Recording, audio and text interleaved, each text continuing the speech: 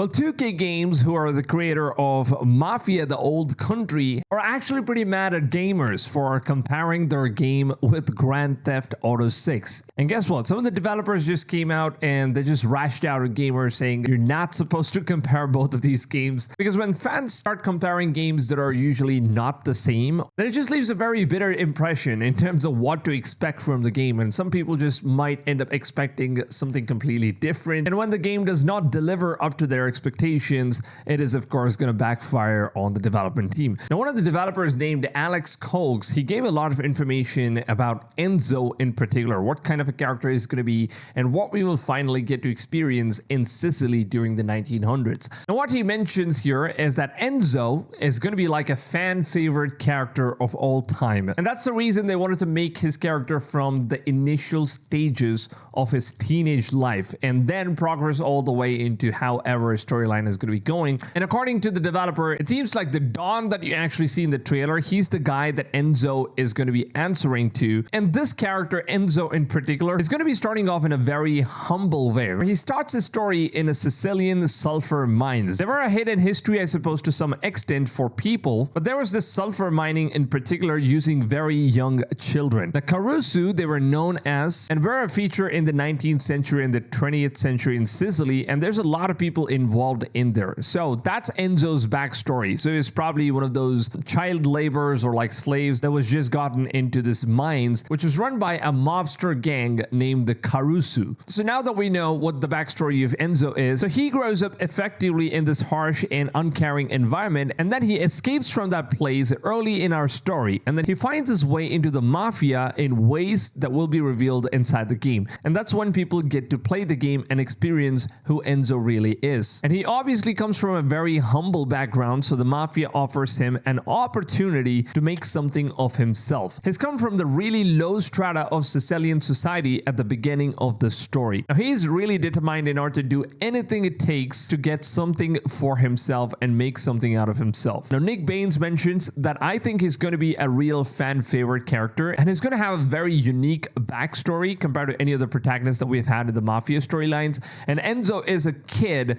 who's been very deprived in his childhood, and he's literally had no family at all, and he stumbles across the mafia family. So it's a very interesting journey as a player watching him experience this and going through all the stuff that he goes through with him. It's quite a familiar but a fresh take on the rags to riches mob movie story. Now, Alex Coates, once again, he mentions that something that we wanted to do with this story is to make sure that we're comparing and contrasting with some of the American mafia stories that we have done and people will be familiar with in other medias, and then using Enzo as our opportunity to go and explore that world. But through Sicily back in the day, around the time when Sicilian mafia was created, at the height of its influence back in 19th and early 20th century. But this time they're going to do it through Sicily back in the 19th century, when, you know, bank robberies and all of these first ever mafia illegal stuff basically started off. And it seems like it's going to be a very interesting take in terms of what kind of a character, you know, these guys are specifying Enzo to be. Now, the guys at IGN, they asked some very interesting questions, and one of these questions, I think a lot of fans actually had this in mind, and I think it's a brilliant question, by the way. You say it's not a reboot and it's set within the same universe as the first 3 games,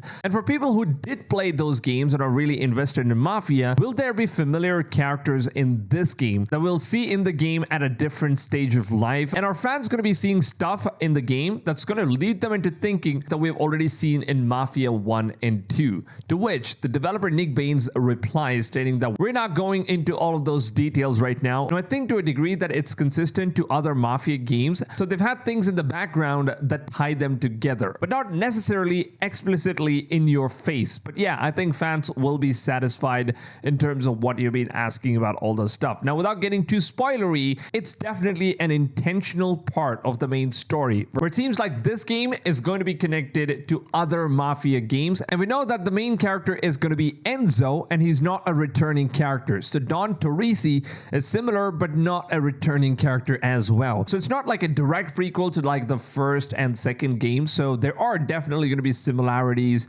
and some of the characters that we have seen in Mafia 1 they are of course going to be part of this game as well. But however, he is pretty clear in terms of, making sure that the game doesn't really revolve around the main characters of Mafia 1 and 2. Now, of course, we know this for sure. The Don Salieri from the Mafia 1 game or Mafia Definitive Edition, that dude is actually present in Mafia Old Country as well. And the reason why we know is because he is already confirmed in one of the interviews he did with, I think, this YouTuber named Mafia Videos on YouTube. I'm not sure what his name is. He did an interview with the voice actor who plays this Don Salieri in the first Mafia game. And the voice actor for this character, he accidentally just revealed, I think he was not supposed to do it, but where he claimed that he already did a motion capturing and all that stuff for the new Mafia game. Now, he doesn't know that he's going to be like the main character or like side character, or maybe it could just be one of those missions in which we get to meet him or something like that. But initially we thought that we were going to play as young Don Salieri, but I don't think that's how story is going to be going.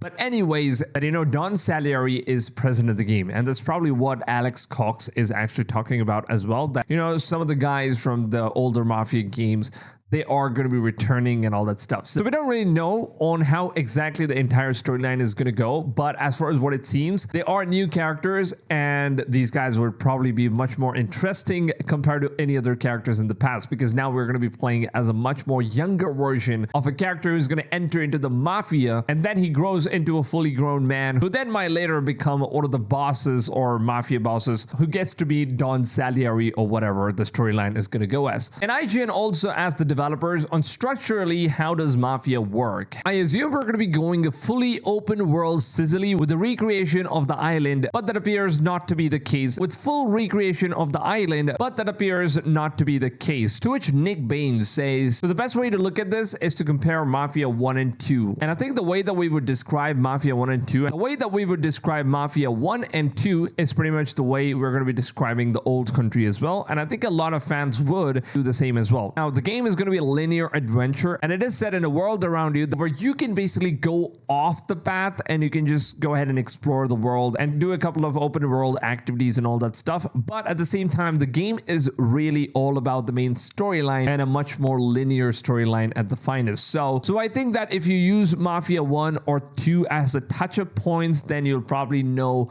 what we are kind of doing with Mafia the Old Country. But then comparing it with Mafia 3, as he says, it's a bit different from Mafia 3. So it's not exactly like a fully open world game, but at the same time you can kind of explore stuff. To which they replied, no, not to use that in the strictest senses, but it's kind of open world, but not as players might be expecting from GTA 6. So that's probably why they kind of got a bit messed up, got a bit hated up when a lot of fans have been comparing Mafia the Old Country with GTA 6 graphics and all that stuff. So it seems like the developers kind of knew what kind of expectations fans are basically setting themselves up to, and break those expectations before things get ruined and people might end up hating the game when it comes out, because this is of course a beautiful craft of a game, and I really wanted to see this game succeed. So I guess we'll just wait and watch, and hopefully this game turns out to be one of the greatest Mafia games of all time, because I'm a huge fan of Mafia games, and Mafia the Old Country, the setting of this game, it was already impressive. I'm super impressed.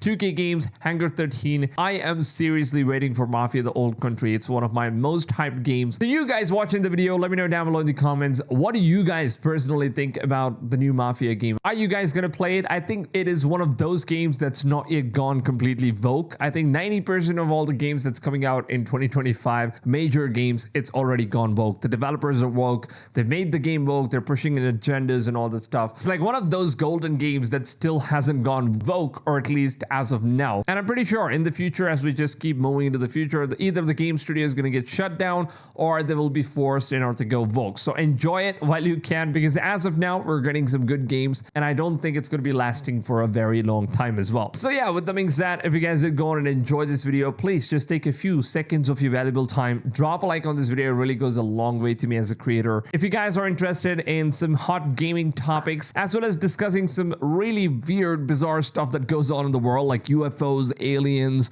and also some biblical facts and all this stuff, I cover all of these videos on this channel. So make sure to go ahead, subscribe to the channel, turn the notifications on, and I will see you guys on the next one. Until then, take it easy, fams, and goodbye.